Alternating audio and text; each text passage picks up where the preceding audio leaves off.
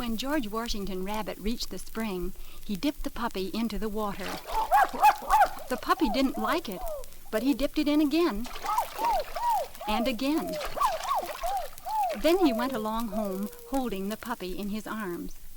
"What have you there?" asked his mammy. "A puppy? My goodness, let me see that poor puppy. It's all shivery." The way to bring a puppy home is to tie a string around its neck and come home slowly, leading the puppy. "All right, Mammy."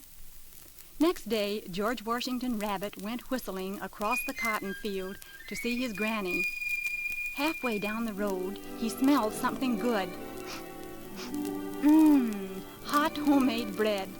His granny gave him a loaf to take home. George Washington Rabbit thought of what his mammy had told him.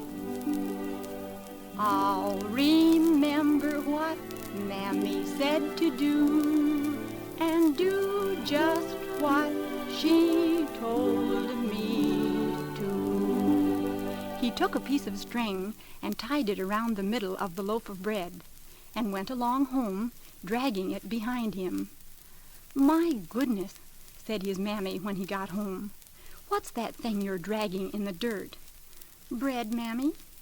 "Won't you ever learn anything at all? I'm through telling you how to bring things home that Granny gives you. Next time, I'm going to see Granny, and you will stay at home." The next day, his mammy put on her plaid shawl and told George Washington Rabbit to stay right on the front porch while she went to Granny's. She had baked 3 beautiful big apple pies and set them on the porch steps to cool. How he did love apple pie! He looked at them longingly. His mammy saw the look, and she said, "Now, George Washington Rabbit, you be careful and don't step in those pies."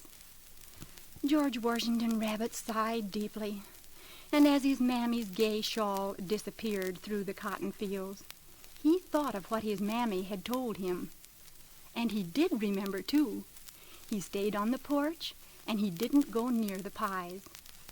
In a little while his mammy came home, and when she found him there and saw the pies, I wonder if you could guess what she did.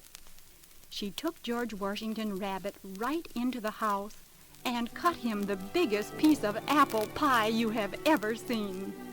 Then his mammy smiled at him and said, "You know, George Washington Rabbit, I knew you could remember if you only tried hard enough."